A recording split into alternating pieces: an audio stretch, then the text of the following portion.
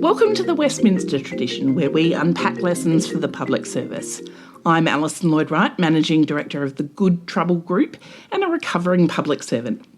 And joining me today on Ghana Land are my fellow recovering public servants, Caroline Crozer-Barlow. Hello, Alison. And Danielle Elston, Hello, Managing Alison. Director of Good Government Advisory. Gee, I'm in a hurry today. Hello, Alison.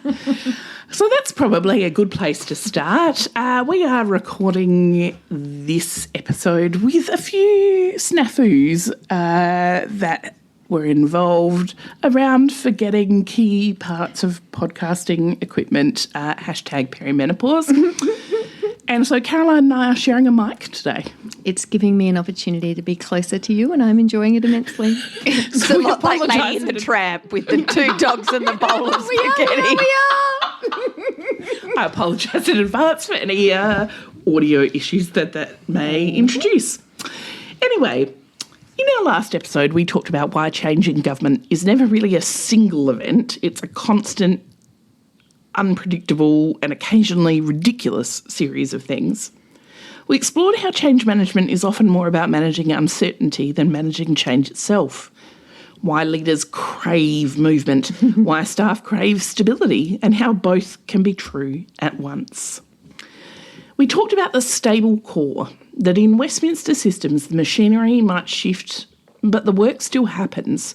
The school gates still open, the rangers still turn up, and someone somewhere is still trying to find the office bin.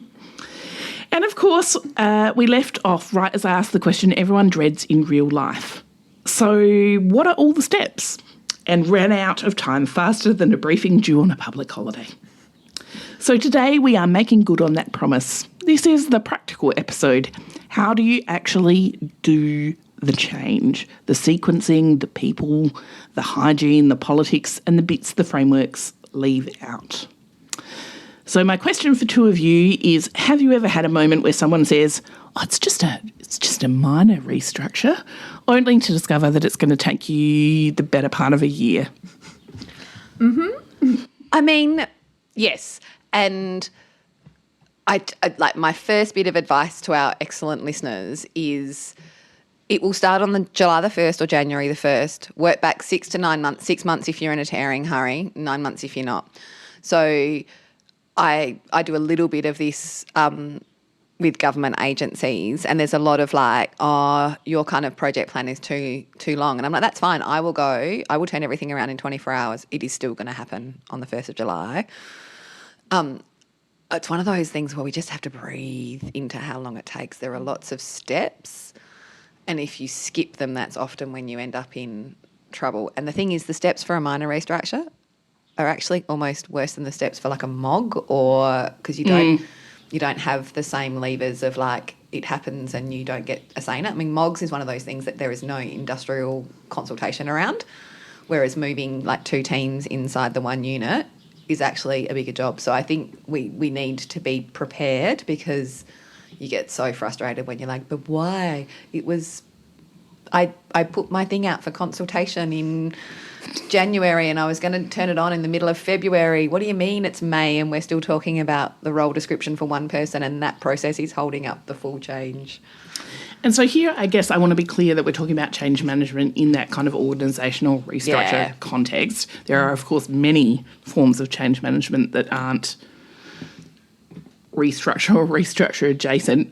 Certainly my experience of doing a restructure was one where I thought it would be a 3-month process, and it was at its shortest maybe an 8-month process. But I learnt a lot in the course of that, and in retrospect, I was the wrong one. That was the right amount of time for it to take in order to genuinely consult with people and hear their views on what the right structure might have been, as well as account for various events, whatever that thing is.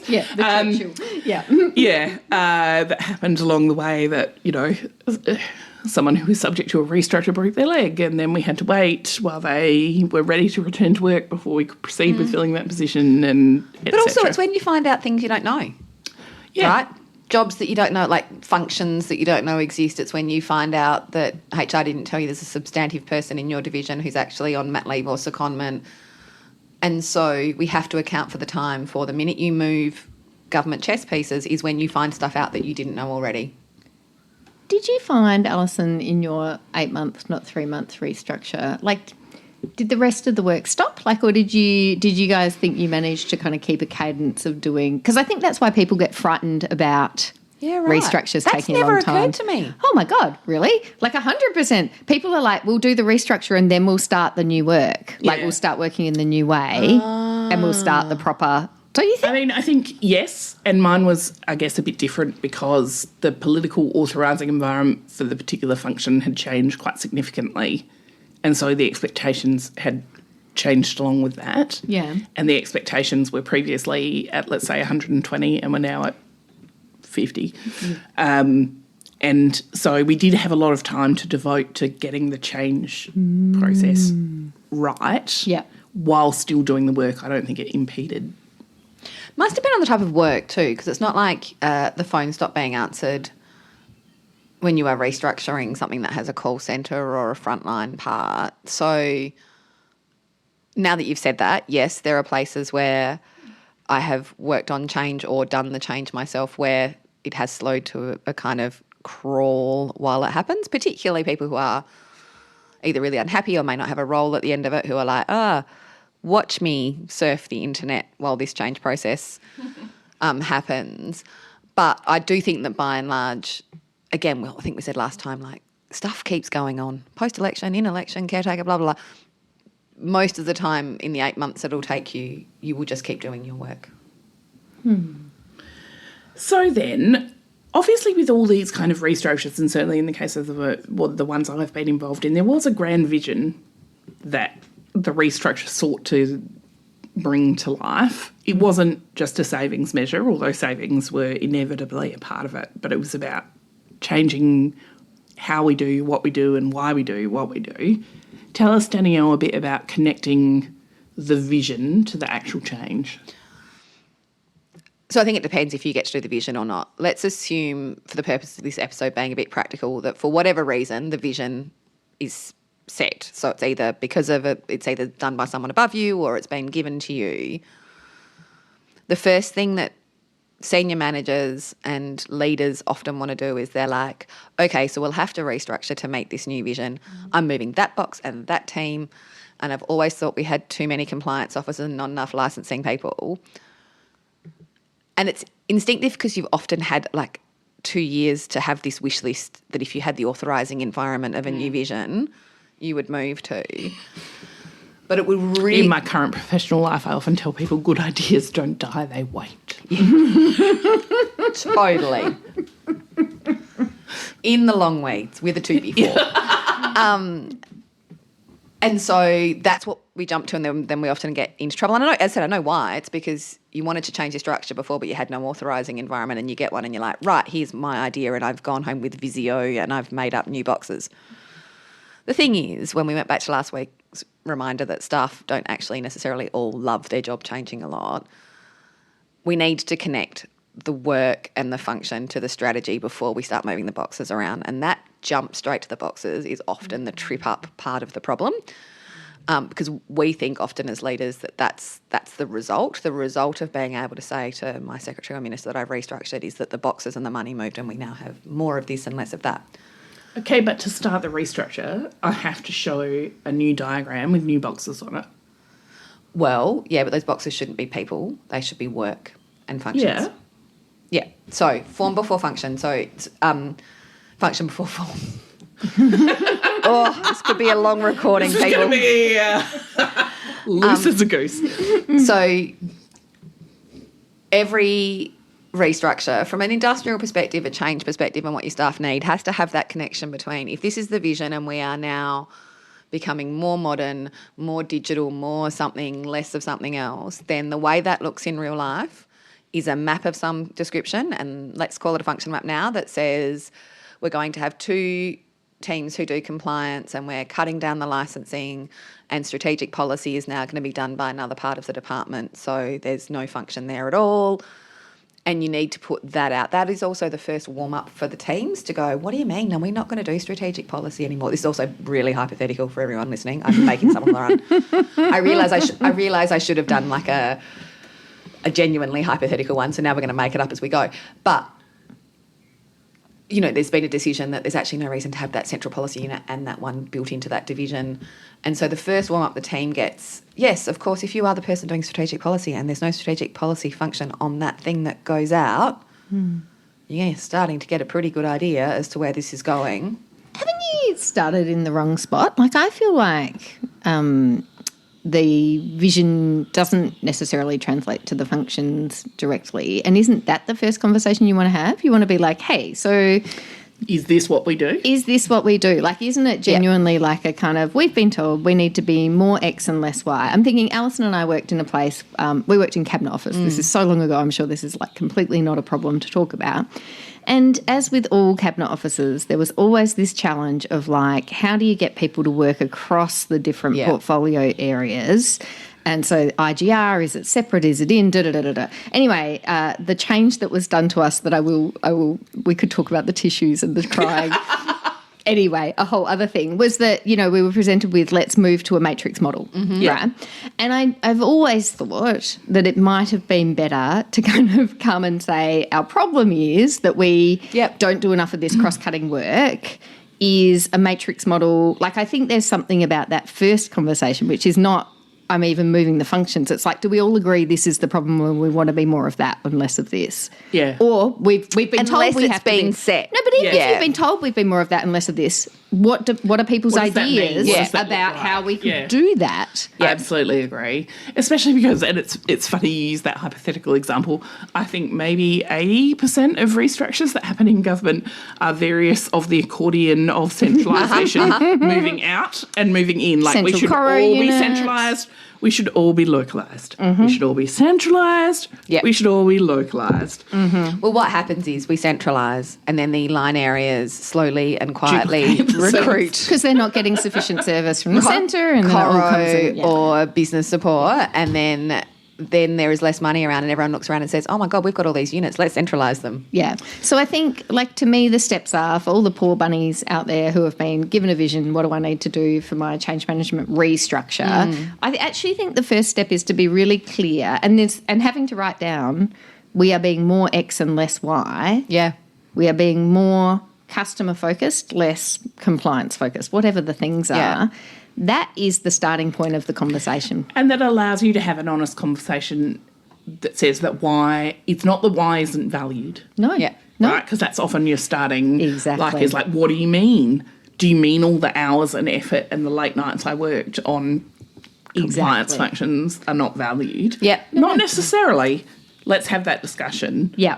I mean, ideally, staff have been involved. It depends that there's so many dependencies here.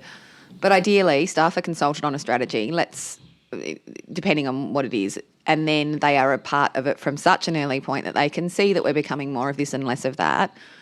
And then the next conversation with them is how are we going to deliver on that strategy? Again, not down in boxes and whatever else, more just how will we deliver? Well, we don't really do enough of that. Do we have the skills for that new thing that we've just decided is important? Then the functions, then the work.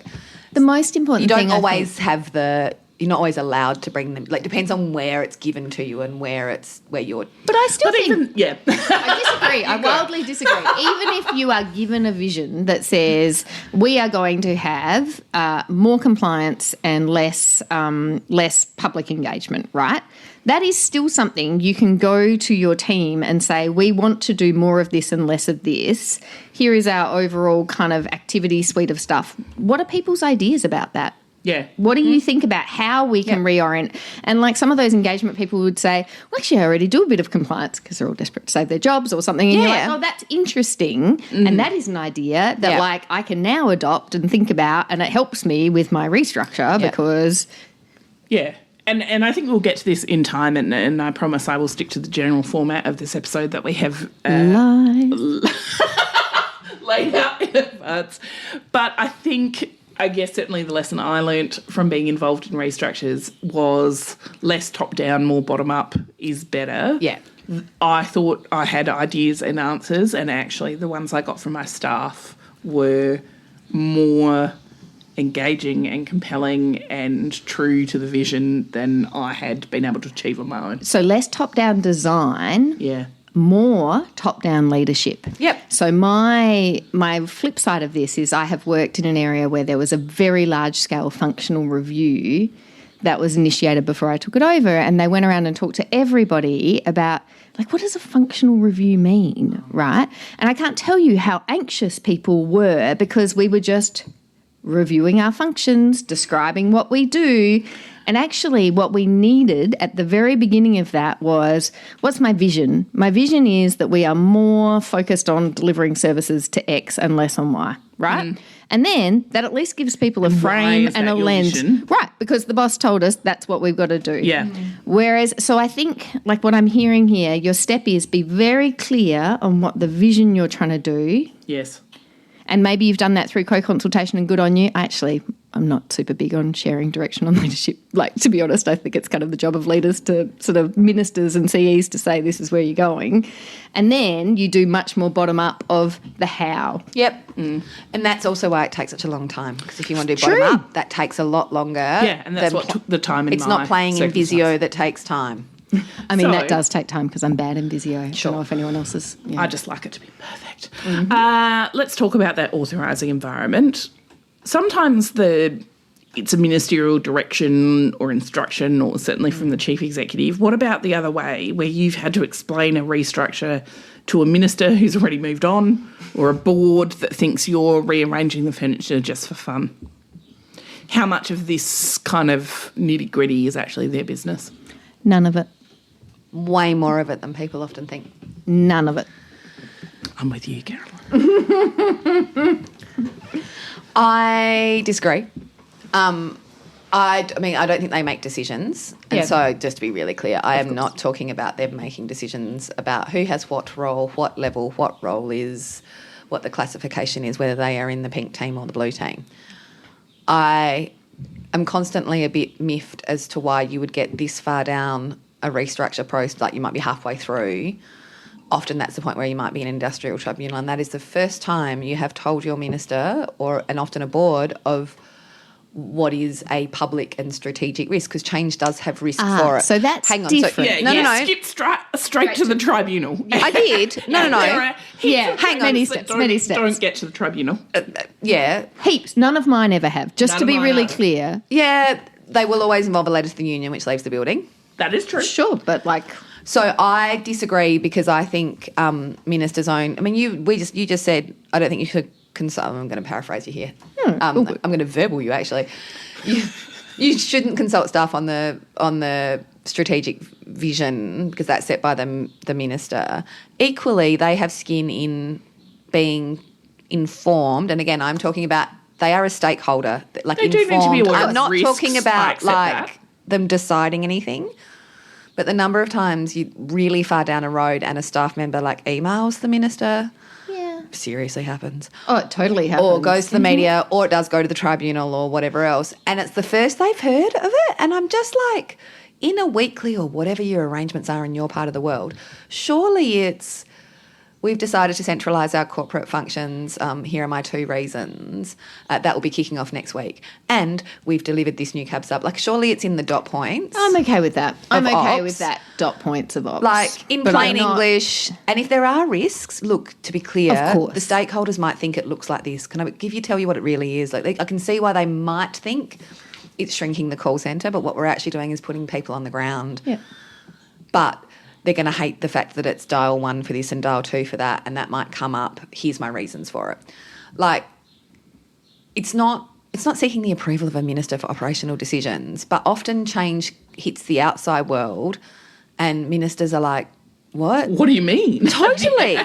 No, I have seen that happen. So I think you hold the operational independence, but they're a stakeholder in it, in the same way that if you are a team that works a lot with another part of government, some parts of government are very interlinked, you give them a heads up, just so you're letting you know we're going to centralise this function. Absolutely. It might impact how our forms go over to you or how you deliver the ICT. Yeah. We'll keep you informed if it's going to have kind of a thing that impacts you. So I think this operational independence leaves some leaders thinking, oh, I better not because it's inappropriate because they might tell me they really like Sally Sue, the policy officer, and want them to get a promotion. When the bigger risk is you don't tell them and they get some kind of, have you reduced office in this regional area and increased FTE in that regional area? And you should tell them that so they can become true. part of the That thing. is very true. Caroline and I were having a discussion earlier about the difference between the word decrease and reprofile, which are similar but not the same. And this is not their area of expertise. So if they are That's right. caught on the hop, you need to have given them some plain English words to describe what you're doing, because they will be in a room, be asked by God knows who, another department, another minister, a stakeholder, a radio person, and they just need to be able to answer the question. I'm not saying they should have any view about what it looks like. All right, let's move on to the people question. You've both said before that people don't hate change, they hate uncertainty. Have you ever had your supermarket reorganised? People hate change. Well, no, because no, not my supermarket, but Bunno's, because I haven't been inside a supermarket for like 9 years. The supermarket in my town burned down, thus creating quite the boomers of Stirling did not cope. So, people don't necessarily embrace change. That is fair. You have actually opened my eyes to the idea. Have you ever seen a team manage change beautifully? Have you ever seen a team fall apart? Tips, tricks, traps for young players? I think all of the teams that I've seen manage change beautifully, and I've definitely seen them, have done it off the back of really excellent middle managers who are very clear communicators, who listen to their staff and don't eye roll about the worries, but also don't pour petrol on the fire of anxiety. Like there's something very, like a middle manager who's clear about what their scope for change is as well. Like, the ones who are really good will come to you and say, oh, I think this is probably not the right, like we could change that and that would make a big difference. The ones who are not so good at this are like very rigid and kind of think their job is to hide all the kind of anxiety and worry, and then it all bubbles up in something terrible. So I think, yes. Can we middle pause here? managers 'Cause I think everywhere. We do need a future episode on the importance of middle managers. Oh, they are they are fundamental. holding everything together. The glue. Yeah, absolutely. And we ask them to do so much, and we keep adding to that list. With so little support and so little training. Yeah. So no, big fan. And it's funny you say that. So the two changes I'm thinking of that went really well, a couple of things. The middle managers were also really excited by what it would do with so they loved their work. And you, Alison, talked about the accordion of in our corporate service. The other one is, will we do this by function or by client, so to speak? So will we have a liquor Account team? manager. Yeah, will we have a liquor team, a gambling team, and an occupation Or team? a compliance team, a policy team. Yeah. So that's the other change that we just make over and over again, backwards and forwards. And I have literally no view in the sense of Which is also entirely clearly to say agnostic. there is no right answer. Right. If we 100%. I was asked actually quite recently by someone who rang for some work, what's your org design philosophy? And it's to get you an organisation that works to deliver what you I know that I've got the 4 books, they're on the bookshelf, I can wave them around. Yeah, I agree. And I will steal little bits and pieces, but they really wanted a slide with a trademark of someone else's idea, and I'm like, well, I don't use other people's ideas, mate, firstly. Because or you use all the other ideas, and you bring them and the to right what the bit. context blonde is and the things. into your circumstance. So I completely agree that there's no whatever. So I think middle managers, but they were excited about the work, right? The middle managers good spot. listened and all of that, but they also were this is so exciting. We're going to get this done and that done, and I've got my bottom drawer weighted idea that fits into this model. Yeah. And the other ones that have fallen over had managers who didn't believe in it and couldn't do the cognitive dissonance or the cabinet solidarity of, well, I don't agree with it, but I will get on board anyway. And fueled people who were totally. I'm kind of satisfied. The other one that is tricky, I think, with people is when people who are excited can't say anything because the people who are really unhappy about it are being really loud. So culture, very like common. change culture is also a thing. I think one of the things on the kind of where it goes wrong, I think in addition to kind of rigidity, there are people who can pretend that they know more than they do, and like that there's some master plan, and maybe we've kind of, we're revealing it one step at a time. And I always think it is much better. And when leaders are like, these are the bits we don't know yet. Like, actually, we're going to run a spill and fill. Yep. And we don't know how many people are going to apply for those roles, right? So maybe it turns out that, like, nobody is put out of a job involuntarily because actually there's lots of people who are really close to retirement who might want I don't know. Like, I'm just thinking there's many points of uncertainty in your process, and to be clear about that is much better than that pretense of I've got all this under control. Yeah. And that's classic crisis management as well. And if I think back to COVID, right, Yes. say what you don't know. Yeah. Say, we don't know this thing and we're going to try this. Yep. Oh, yes, maybe there's something in the change management process about being clear that there's a review process, like not as in a formal review, but like we're doing this, and if it doesn't work, we will adapt it and do it differently, right? Oh. You're all worried that no central corridor unit means that we won't get good quality. And so we're going to think about, like, as that happens, what it means to add a bit of quality assurance into, like, I don't know, just... It's like that reel that's like, I am once again shocked and horrified to learn that the process of trial and error involves error.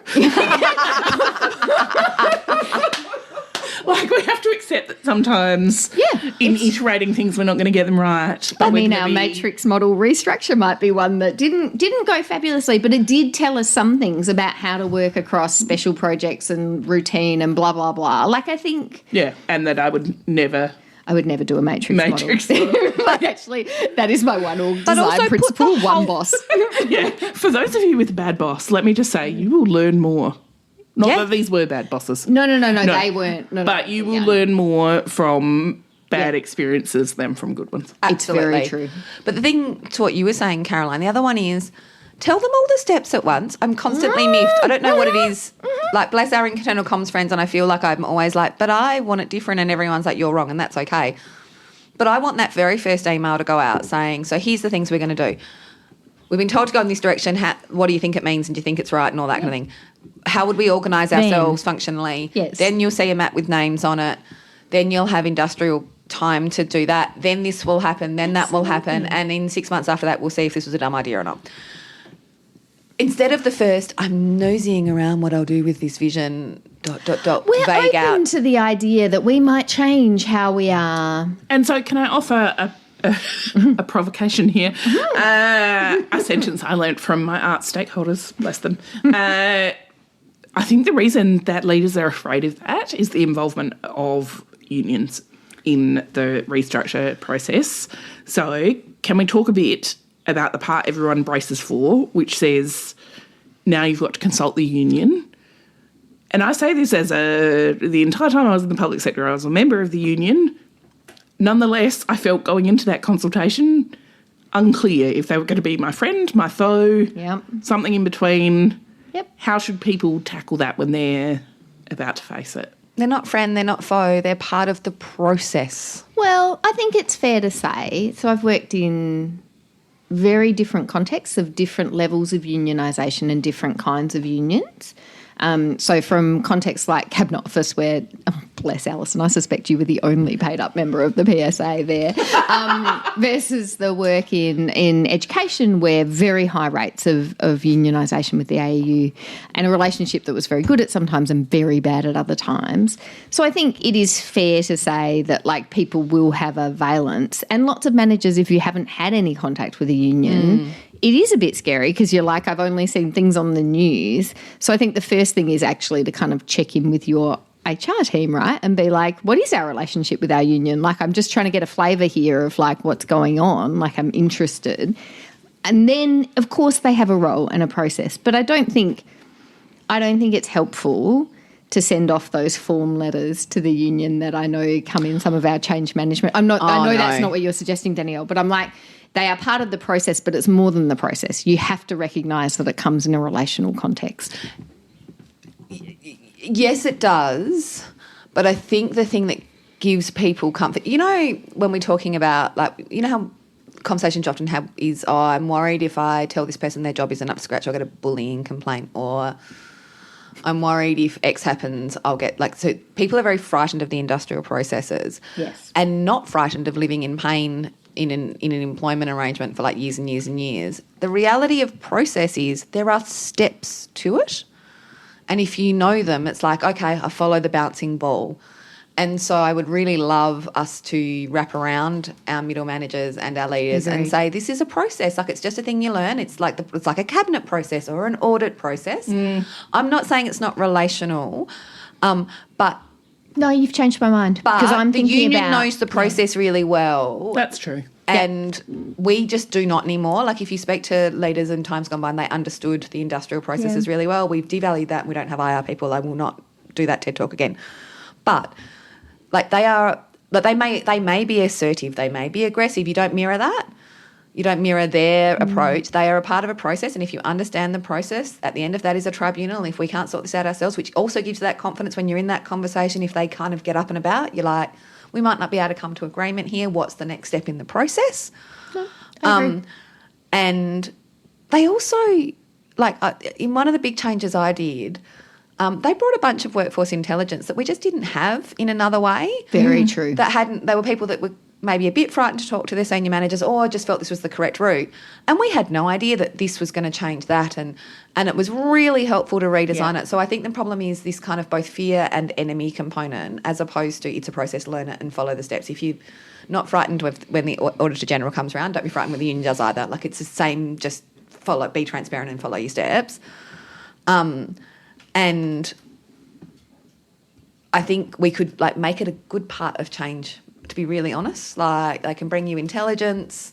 You can get much more confidence about the employment arrangements that you are responsible for. Yeah, maybe view it as a learning opportunity, like an opportunity to learn a different way of understanding your workforce and a way of, like, it. That's very fair. You have turned me around. Yeah. So you talked a little earlier, Danielle, and so maybe we're a bit out of sequence here, about function before form or form before function. Which was it? Function before form. Yeah. I'm on it. How are we working out who's doing what? See, that's the tricky bit. Who's doing what now, and then who's are we proposing does what later? Start with the work. What must be done for whom and under what authority? What's kind of required? What's our legal stuff? What's our policy stuff? What's discretionary and what's legacy? And, of course, staff will struggle with this. Like, I was talking with an agency a couple of weeks ago who were really struggling with a new minister who was, like, not interested in their thing anymore, and a secretary trying to get them to stop doing it. And they're like, but we've invested all these years. But they've lost their authorising environment, right? And sometimes people bury those legacy and discretionary things because they don't want to lose them. And I understand that. Like, it's your life's work. And we do operate at the whims of people a little bit. And so it's real, like, that's a really an awful thing when you lose your authorising environment. But you do have to identify which pieces of work are which. It'll always be the long list of small things, and there's no easy way to capture them. But, you know, like, DPC asks me to do this form once a quarter for my election commitment. I do this for the audit. Like, none of that is captured. And then when we go and figure out how many people we need to do what. I saw an agency that had done a very good job of capturing all the requests from their central agency recently. Really? Yeah. Could everyone do that? 222 actions a year. That's a lot. Across various Yeah, but that strategies. is a lot. Yeah, it is. But it's that kind of stuff that isn't counted. And then when you decide how many people you need, you've decided on, like, big and core functions and forgotten how many times your day or week or month or team is lost to a media inquiry, to a central agency, to state of the sector reporting, and none of these things, you know, all of these things that you haven't captured. So you need to pick up all of that somehow, and it's really hard, and then align that workload and capability. And so so would you say you're doing this conversation, the mapping out of the function, the functions, you're doing this in conversation with the workforce? Absolutely. Right. Because they're the ones who know. Talk about how you might do that. And talk about what that looks like if you are the workforce for our Junior Burger listeners. Yeah. Well, I think, again, I understand that this is potentially pie in the sky, but be a bit less scared if you can. And in some ways, don't try and game the system.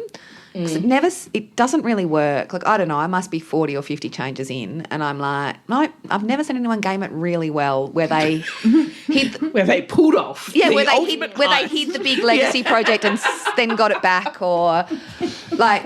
So, what does that look like? I honestly, like, if you are in a heavily documented, and that'll usually depend on previous leaders, where everyone's got a project plan and a business plan, like a lot of desktop might work. Yeah. That's not most places. Most places aren't.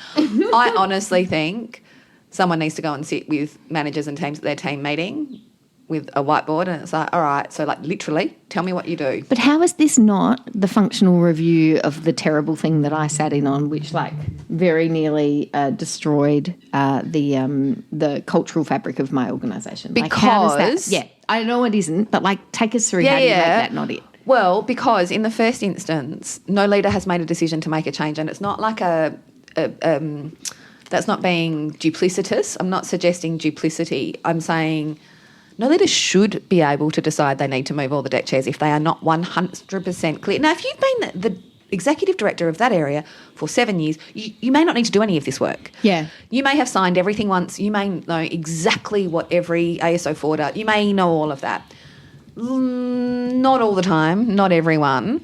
And that's where you need to go and gather that information, because like that's where the risk comes in. We've done failures, right? The risk comes in when you're like, I don't think we need, and then you just move straight to boxes without finding out what everyone does first. And don't you think, like as you were talking, I was thinking the difference for me is like when you're at this conversation as you describe, you've already done the vision. You're like, this is the functions that we want to do. This is the kind of valence of what we're looking for and what we're looking to keep and what we're looking to enhance and what we're looking to reduce.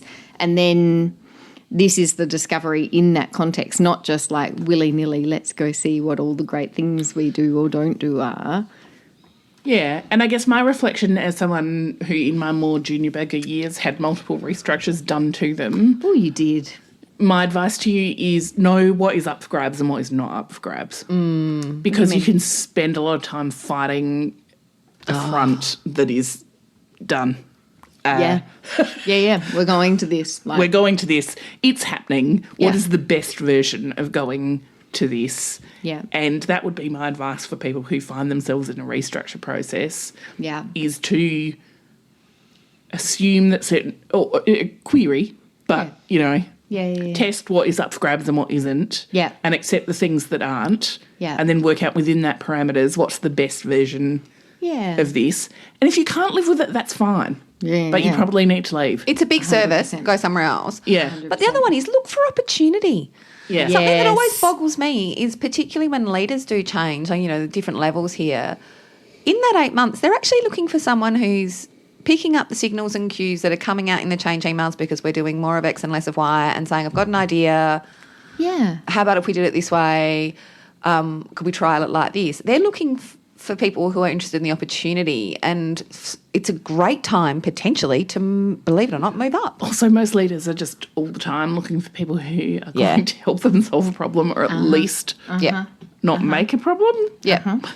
So let's move now to, I guess, the implementation and the managing through the storm. What are the tips that you would offer for leaders once you've kind of bedded down the new you've agreed a new structure, maybe you're going through a process of working out who's in what role. There's tears in the toilet. Maybe. So people think that it's over on the first day of the new structure. It cracks me up. Like there's no, do you know what do they call it? The fourth trimester when you have a baby? Yeah. I've not heard that. Haven't you? No, it's a real you're thing. past due. So it's the first 12 weeks, and it's considered a part of pregnancy, right? Because you're not really done. Like your body's not healed. Yeah. Your newborn, anyway, I'm not going to pretend to be an obstetrician. Sorry, everybody who's like, well, that's not what they call it. Anyway, I've seen it a lot. My main point is your change is not over the day you drop your new structure at all. People are working for their last person for ages after you get them, right? It took me such a long time, bit dim, to realise that they were frightened because the last person Was a shouter or was a red penner, and Yeah. they'd bring it in, and like 5 months in, and I'm like, yeah, that looks fine. And they're still creeping out. And it's like, because Yeah. I haven't said, oh, here's who I am. And even if you have to do it, you got to do it like 10 times over and over and you have over to. again. Well, because people aren't always reliably honest when they say, here's who I am, Well, just to and say. I had someone who came in about 5 months in, and they're like, but the previous guy said that these were the 5 things we were focused on. And I was like, but I I'm am the new guy. not him.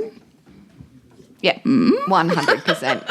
One of our dear friends talks about how often she has cabinet decisions cited at her, and she often says, which cabinet? Because we recently had a change of government, and alarmingly often, Yes. it is the previous cabinet Yes. of the wrong-coloured government for this government. Absolutely. So there's a whole heap that has to happen afterwards. Please resource it.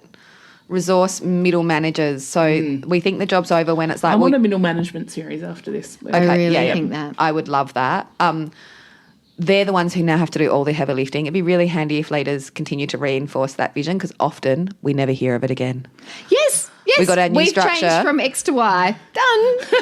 Ding. And then the CE email, the secretary email comes out, and you're like, wow, it was only while he was trying to move me into a matrix model that we talked about it. And now that it's all signed off and I'm in my new role, I've never heard of all of this vision again. Yeah. Keep talking about it. You've got Yeah. so much work to do if you've moved people and functions to be clear that everyone's doing things the same way, like whether it's SOPs or whether it's systems, Whether it's just checking in, is it working? money. Yeah, walking the floor. 100% walking the floor. 100. Do you know what struck me? And I know we'll probably do a separate episode on this, but I was watching The People versus Robodebt, and they had 2 Centrelink people who worked in Centrelink talking about it, and both of them referenced that getting it right strategy that we'd Yeah. heard from Sue Varden. Yep. And I just thought, like that is effective change management, right? Yes. You put in place a getting it right strategy in your program, and then the ASO 4 and the ASO 6, I think, who have kind of done that 15 years ago,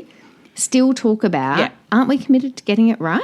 And it's like, What endurance of what endurance, Yeah. right? And that was because, and I know I've heard Sue Varden talk about this as a change principle before. She's like, talk and talk and talk, and until you think, when you think you're going to vomit because you've said it again one more time, you're just starting to get through. Yeah.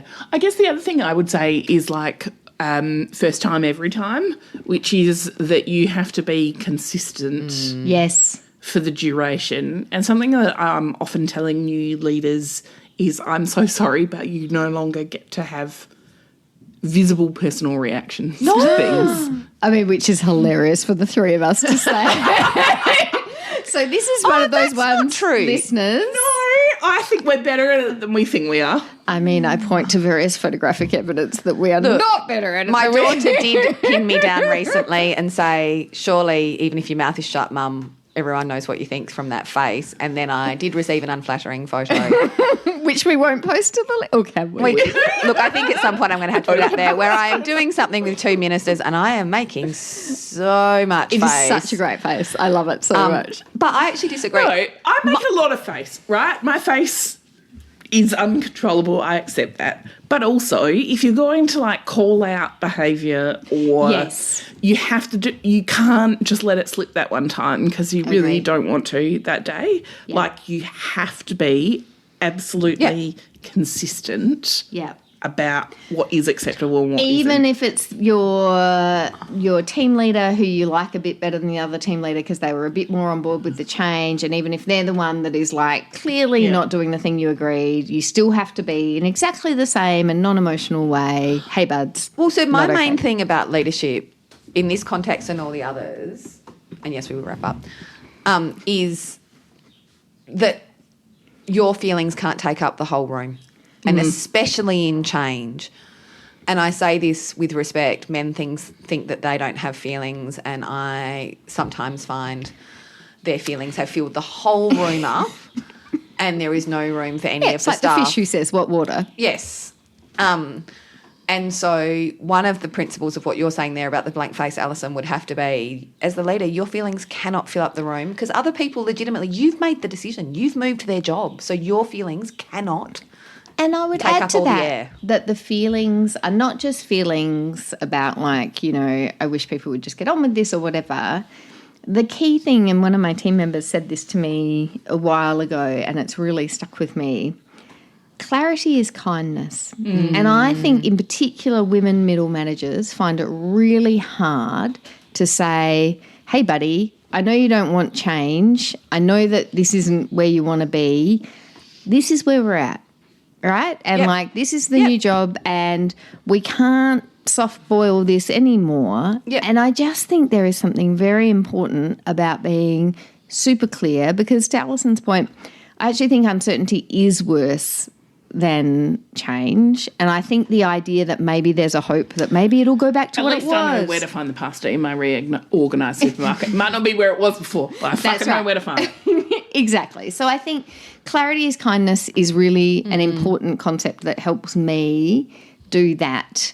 Because I recently, I was talking to Danielle about this and I've talked to my team about it. I did a change where I made the mistake of not being as clear up front and had lots of consultation along the way, but the very first direction wasn't so clear about, and I think that lack of clarity has bled through into months and months of uncertainty and of people feeling bad about it. And I'm like, oh God, like it is my job to just be like, no, we have really changed what we are doing. Not this, now this. Yeah, that's scary. It is From our scary. lessons and what we've learned sometimes the hard way, let's wrap up with things that might unstick you in a change process or a restructure process.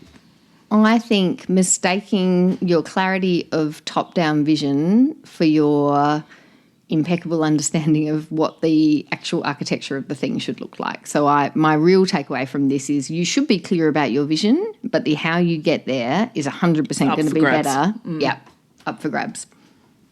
Yeah, my thing that will unstick people is so boring. It is administrative. So you've done all your vision and your staff are on board and there is only one unhappy people out of 400, but their PD wasn't updated before you started the process, and that's enough to like trigger a series of slowdowns. Did learn that the hard way. Yep. You have someone with so much flex that's just kind of bubbled away over there. Again, that stops everything for 4 weeks because we need a written strategy and to sign it and stuff. So the plumbing has to be taken care of. Like it's not all vision and function and form. If you do not have a good business manager or EA or whoever does that, like you're going to have to get good at it yourself. Invest in some time. Or find them or whatever else, because you will actually get unstuck on the non-strategic, non-excellent kind of dealing with people bits. They will be bits that trip you over. Mine is that it's the things you don't think it is. So am I going to have to catch a different bus to work? Oh, 100%. Oh, yes. Am I going to have to sit in a different spot, park somewhere else, have a different direct line manager? Will my work from home day change without warning? And that those things matter so much more to the people that you are entrusting with delivery. And if you don't nail those things or unclear about how those things will be treated, you'll be in trouble. So our takeaway from this episode is that change isn't an event. It's a system of habits and practices, which sometimes takes some trial and error to get right. But if you get it right, you can make it stick. This week's